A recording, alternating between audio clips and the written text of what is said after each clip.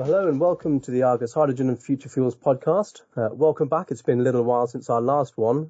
We were putting out our hydrogen costs in the meantime, but we'll be back to a normal recording schedule from now on. Today I'm joined by William Rowe. He's the founder and CEO of Octopus Hydrogen. So William, hello and welcome. I wondered if you could give us a little backdrop to Octopus and then what Octopus is doing in hydrogen. We started about 18 months ago with the vision to bring about green hydrogen as service. And I suppose that's a nice catchy phrase, but what does it really mean? So when we looked at the market, it was very apparent to us that in order to have green hydrogen available for different applications, we needed to take sort of responsibility for different elements of that production and supply process. And so effectively, what we do is we wrap up buying power, turning it into molecules through electrolysis and then delivering that to customers where they need it. So that's really the crux of why we started the business.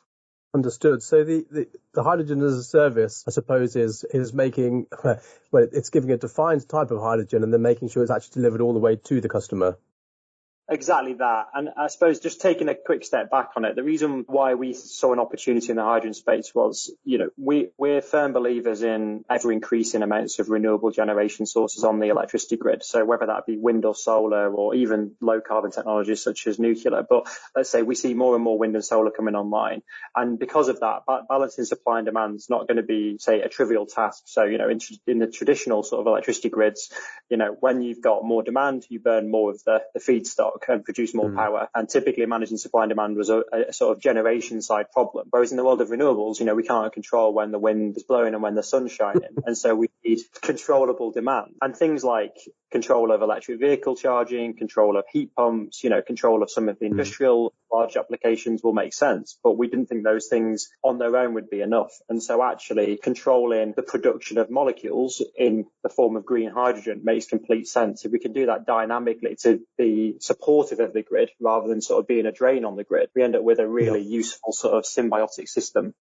So I suppose a lot of the projects that are talked about and making waves, they're all, well, not all, but there's a huge amount of large projects coming on. Are you guys trying to follow the same type of, what would you say, centralised production and distribution, or does your model differ?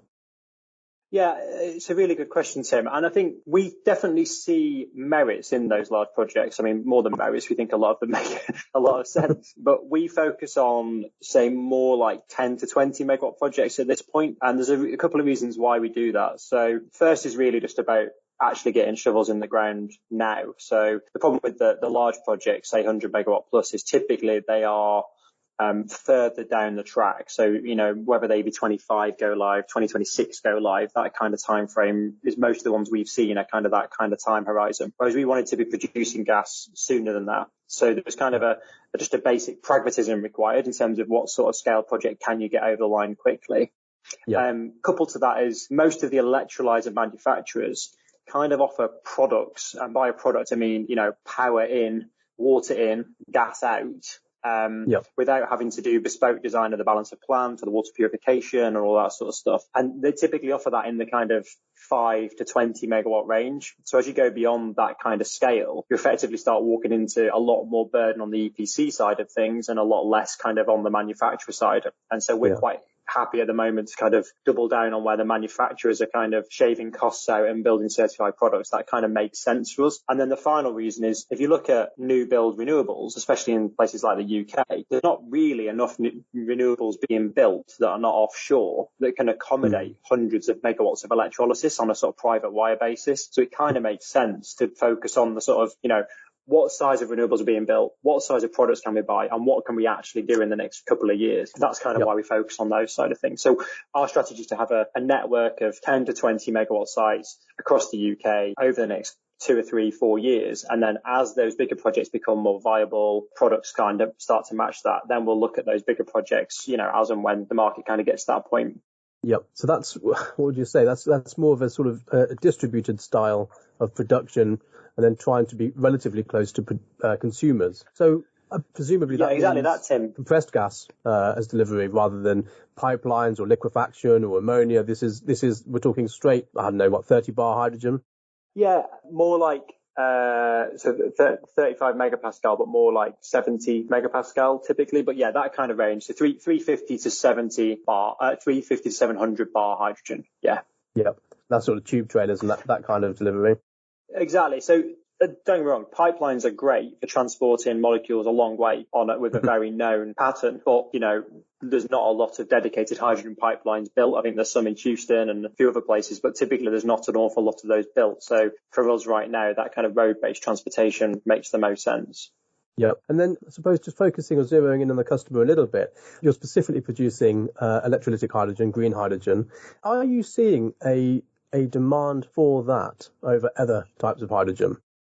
Yeah. So, we rushed off our feet in terms of inbounds around wanting zero carbon hydrogen. So there's an awful lot of demand around it. Now, admittedly, most people want it at a price point that's the same as where grey hydrogen's always been at large volumes. So, they read the press and they go, oh, brilliant, hydrogen at $2 a kilo. We'll have lots of it at that price point. But once you kind of take away the kind of, let's say, very optimistic, future-looking kind of potential demand and start focusing on where the reality is, yeah, there's a lot of demand there for low carbon hydrogen or green hydrogen. And to be honest, the reason is because you've got ever increasing targets externally going on to businesses. So obviously you've got some very progressive businesses that have net zero strategies, but you also just have straight sort of product production targets or other sort of things forcing businesses to need to look at this. So wherever there's kind of scope 1, 2 or 3 emissions that they need to tackle, people are looking at electrification and hydrogen very seriously.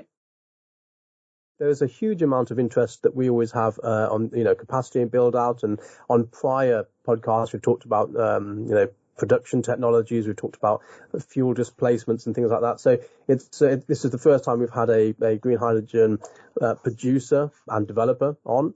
So I'm very interested, as most people are, about the demand side of things. Can you shed any light on that? Yeah, so it's a really good question, Tim. I think for us, because at the moment we're focusing on reducing hydrogen in kind of tons per day per site, but not tens of or hundreds of tons per day per site, and spread across sort of like a regional coverage of sites. There's a few obvious markets that we can cater to, say, better than others. So there's, if you're looking at producing green hydrogen for refineries, which I know is, some people's business models, or ammonia producers, clearly you're looking at very large sites where you're kind of either blending or displacing against that grey hydrogen. And you don't really need to worry about additional off-takers because you've got a very comfortable kind of off-taker on site. And so it's really around, can you get enough power to the site and can you get the large projects over the line, whereas our model is much more to have this kind of regional spread. So because of that, there's certain sectors we can cater to particularly uniquely, let's say. So things like the construction sector. So if you think of your typical construction project, you're building a new bit of, motorway or freeway, from A to B. By definition, it's unlikely that there's going to be power conveniently located along the route of that new motorway being built. And there's probably not the need to have a large grid connection available on an enduring basis along that. So you see what you find is there's customers that say, I have to build a project and they need to do it in a lower carbon way. And electrification isn't really a viable option for them. And those projects are going to be time boxed in their nature, whether they be sort of 1 to 5 years, and they're going to be all across different geographies. So because of that, hydrogen plays a really unique role, and our way of producing hydrogen kind of caters that really well, because we can, deliver hydrogen from production site A to that project very easily. We have a regional model. It's not like, we could only service projects in a very specific, locality near our production sites. We can serve different areas because we have that regional coverage. Now, obviously, matching supply and demand is challenging, but at a macro level, the regional approach really caters well to those kind of construction-based projects. Yeah, it makes a lot of sense because you've got these areas which are both remote and lack permanence. And so I can see the attraction there. Yeah, they're really unappealing to build the kind of classic big infrastructure piece, aren't they? So it's a match made in heaven for us, and one that doesn't work well for your classic infrastructure kind of play. Yeah, well, that's so that's basically a sort of diesel displacement activity. Let's swing back to that. Can you tell us a little bit? You've spoken just now. You said you're looking at things like, say, 5 to 20 megawatt production facilities, and I think that you have. I think it's 100 megawatts targeted for the end of 2024, something like that. Can you tell us a little bit about the projects that you have in development at the moment? Yes, and you're right. Yeah, so our goal at the moment is 100 megawatts live by the end of 2024. So that'll typically take the form of 10, 20 megawatt individual projects. And then what we've got in flight right now, so we've got 2 1 megawatt systems being built today, both in the UK. So one's in Nuneaton at Myra Technology Park. So Myra Technology Park is a kind of automotive testing and engineering capability centre. So it's one of the sort of premier ones in Europe, and it's a really great place to be involved with as a project. So what we're doing is they're building 7 megawatts of solar at that site. It's actually funded by Octopus Renewables, so it's a nice bring together of the sort of our major investors' kind of capabilities as well. So we're building 7 megawatts of solar, and we're building a 1 megawatt electrolyzer. And then there'll be gas available on site to service the testing of new fuel cell applications. And then we'll use some of the gas to make available for applications in the local area. Clearly, with a 1 megawatt site, we're only making 200-300 kilos a day there. So it's not like we're servicing a huge volume of external customers, but it's a good development project for us. And to be fair, I mean, as I said, we're only just about 15 months old. So we've gone pretty quick getting that live, because that should be live by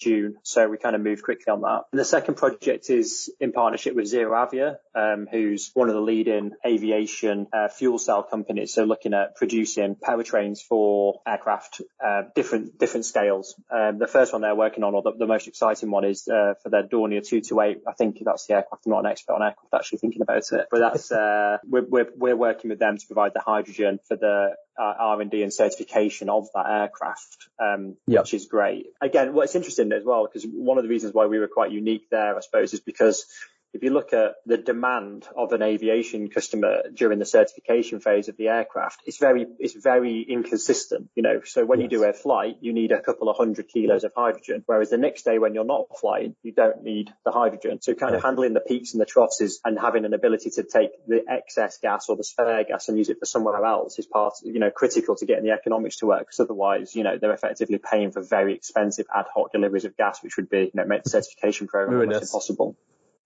Yeah, indeed, yeah. So I guess one of the things I can see there is the obvious theme is mobility in that area.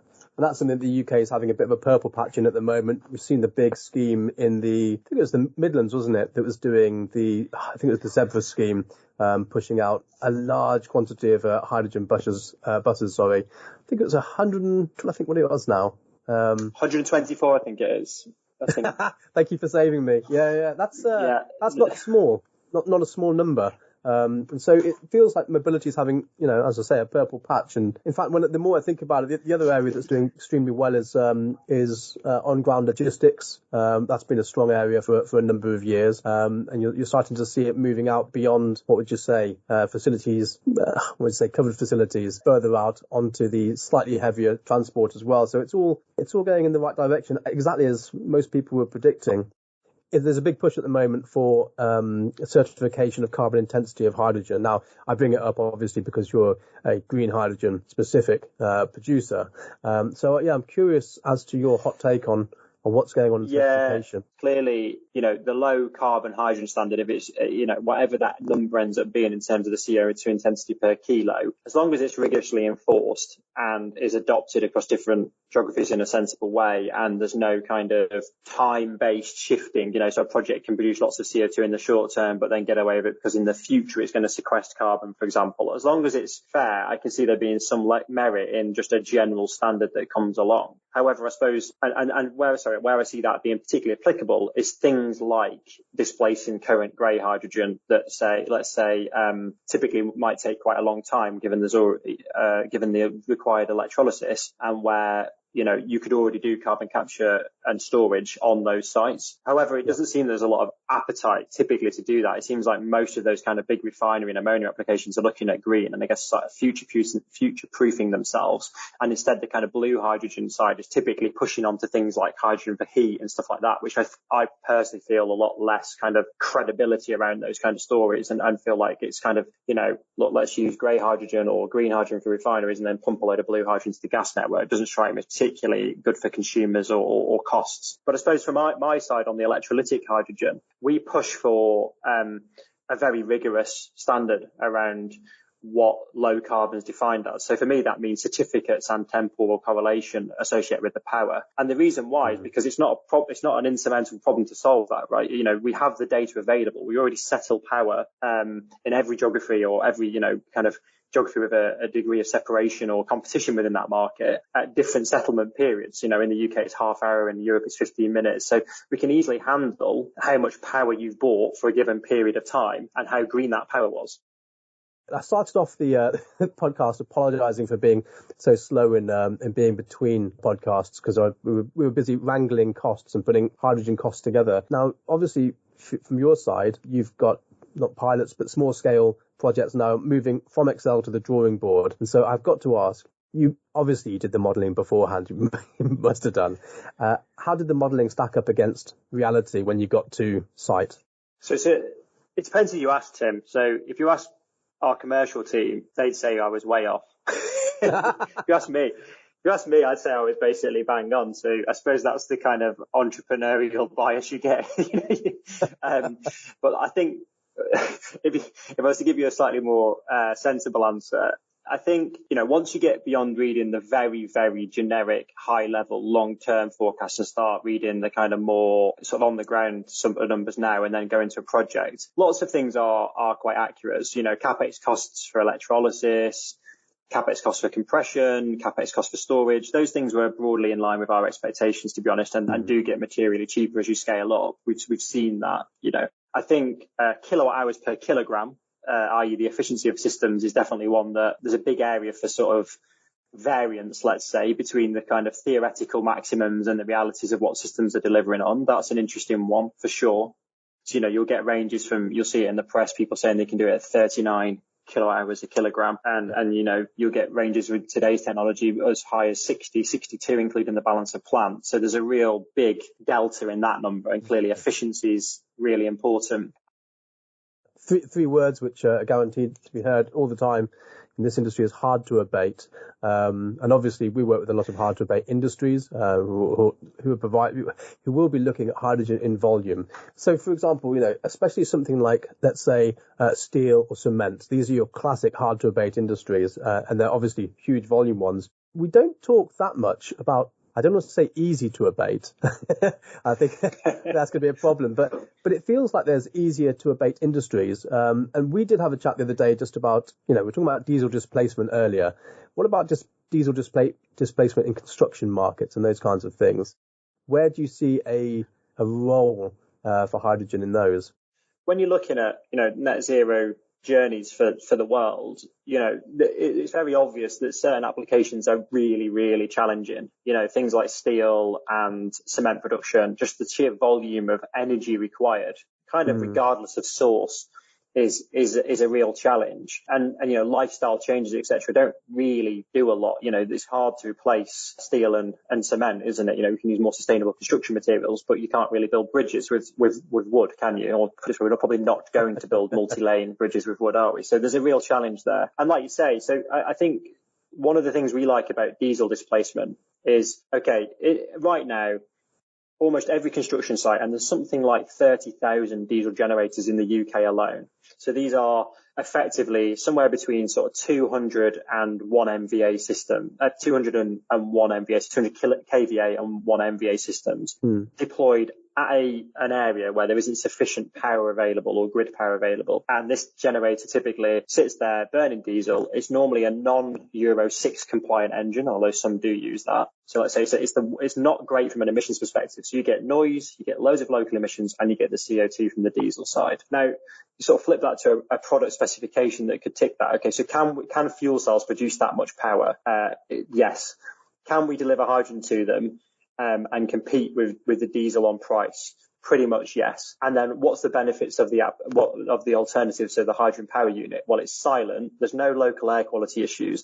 And if you're using green hydrogen, it's zero CO2. So because the road miles are the same of whether you're delivering diesel, let's say, or hydrogen. Okay, slightly volumetric sides aside, but let's say, you're just you're doing a road-based delivery. So it's a really easy way to kind of get real tangible benefits that benefit local communities and macro, because it starts that journey from a construction side. The construction sector knows that, taking cement around and using steel is hard, but they're not going to get there tomorrow on those things. Whereas they can start dipping their toe in the water with a zero carbon future by getting rid of their diesel generators. Then they'll get rid of their HGVs.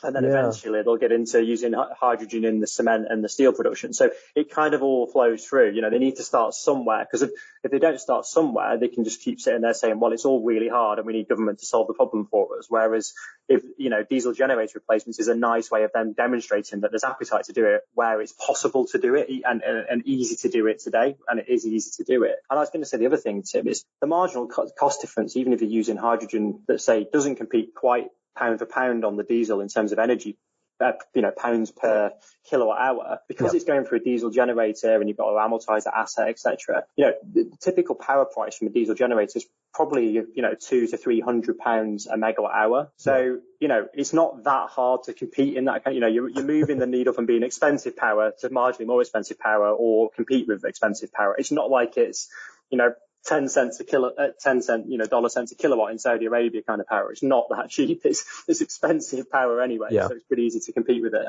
But it also helps it gives a specific stick for people to grab onto who want to decarbonise, because it's not just marine fuels companies and users that want to do this. It's construction firms as well. I've spoken to quite a few big ones, and obviously the biggest one they can pull on straight away is to look at the provenance of their steel. So you can abate 60% of your emissions or embedded emissions if you're moving for something which is recycled steel rather than virgin steel. So there's things to be done there, but specifically when we talk about people in construction, their system boundary is the site. And so the diesel side is the part to decarbonise, whether it's in plant, whether it's in energy or local direct energy production, whether it's in many of these things. So that's the easiest lever for them, surely. Yeah, I'd agree entirely. I mean, and the other thing sort of is, so where the application, so often diesel generators, for example, are used to produce light and heat. Well, obviously a fuel cell gives off a lot of excess heat. So where you do a combined system, for example, where the fuel cells providing, electricity, whether that be for small excavators or whether that be for the welfare units, light, etc., you can also then harvest some of that heat for, say, hot water. So you really bolster the efficiency. You can see combined efficiencies of, say, circa 85% if you consider the electrical output and the heat output. So all of a sudden it's, the efficiency gains and the local air quality benefits, etc., really start to kick in. And like you say, that's coupled with the bigger demand around things like the plant and the HGVs as well. So the whole thing becomes a really nice ecosystem. And look, I'm not the only person saying this. There's plenty of people in the construction sector, who I talk to day in, day out, who completely got this vision and they just need help in getting there, and typically the thing they need is green hydrogen molecules delivered to those sites. And luckily for us, that's a sort of a business model that we're well placed to cater to.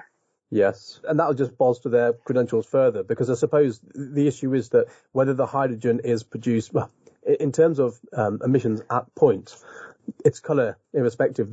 These will be the benefits. But if they want to go all the way through, then green hydrogen is the way. Can I ask? Although I would say, Tim, I don't think you can use grey hydrogen to displace diesel for things like a diesel generator plant or HGVs, because if you use, say, if you use chloroalkaline or blue hydrogen, then yes, okay, you'd be getting a net CO2 benefit and you get all the other benefits you described. But if you use straight grey hydrogen, you are net increasing CO2. So they've got to be very careful about sort of that journey, because, one would argue that there's no point going down the grey hydrogen route for things like this, displacing diesel. It's a poor use case all round.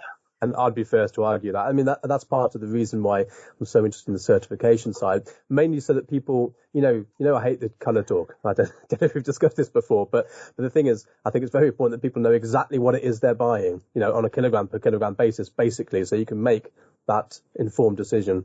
Yeah, and I agree entirely, and I think that's why, for me, you can easily imagine a world where we have digital certificates per kilo. Now, maybe you want to batch up into per ton or something like that, but in principle, it's not an insurmountable data challenge for us to be able to record the provenance of different types of hydrogen, especially electrolytic hydrogen, because electrons are very easy to track with data. There's no production process over and above power in and water in, gas out the other side. It's very easy for us to demonstrate the certification. Clearly, some processes are slightly more complex, and there's accounting treatment required, say the chloroalkaline process, that's quite, let's say, challenging, and comes down to some opinions of where you want to decide to attribute the CO2. But something like straight electrolytic hydrogen is pretty vanilla to calculate, isn't it, really? So I've got to ask this really quickly.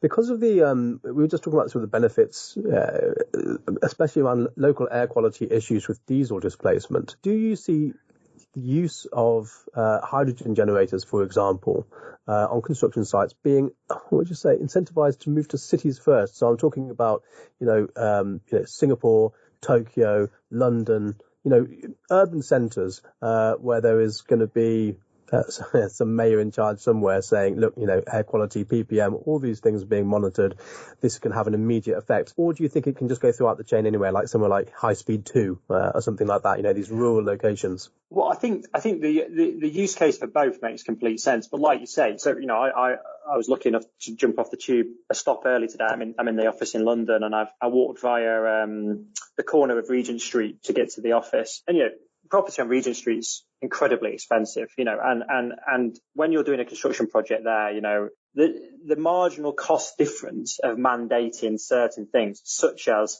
no local emissions, would be trivial in the cost of a renovation project or a construction project. So for me, it makes complete sense for within our city boundaries where we have a lot of people going past these sites, so that the local air benefits are actually really shared, and then to sort of it starts to get visible to people, that we expect construction projects to be sustainable, at least as far as they can be today. So for me, I think that's the obvious place it's going to go. I can't imagine in 2 years' time walking through Mayfair, for example, and hearing a load of diesel generators to produce power for happening. I just don't see it happening. It's such an easy win to sort of say no more diesel generators as of X day, and it'll be, because the solutions are there from a technical perspective, the fuel solutions are there, and they can afford to do it in Mayfair. The marginal cost of the difference on the property or the construction is trivial. Whereas, in other areas, maybe that's not going to be quite so true. But yeah, for me, city centre construction is a complete no-brainer.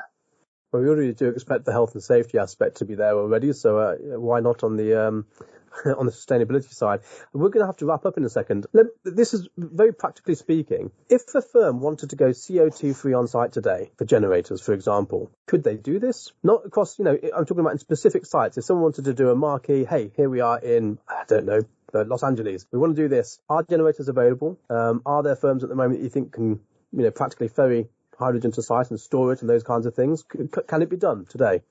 Well, so if you look at the three core elements of a construction project like that, say a city centre build, okay, so the big cranes are already electric typically, and then you've got the HGVs driving things in and out. They could be fuel cells very easily. They could also be electric depending on the range, etc. You've got the plant side of things. Again, there is plenty of different applications. Typically, they have been looking at combustion rather than fuel cell, but the combustion of the hydrogen, we sort of assume the NOx issue gets resolved, will be zero CO2. And then you've got the on-site power demands, but where it can't be done through the grid, so the diesel generators. There is products available and gas available that could meet those products requirements. So yes, it could definitely be done. Now, obviously, you've got the small things like the still saws people use to cut, bits of concrete, the small bits and stuff like that. I'm pretty sure I've not seen a hydrogen one of those, although now I'm thinking, why don't we start a business that makes those as well? But anyway, that's probably, but, you park the very, very small side of things, the handheld machinery side of things, then yes, definitely. All the key elements are there from a product perspective and a gas provision perspective. Exciting. Well, I hope to see some of these soon. Well, look, Will, thank you very much for coming on today. Absolute pleasure to talk to you. We'll wrap there, and the Argus Hydrogen and Future Fuels podcast will return soon.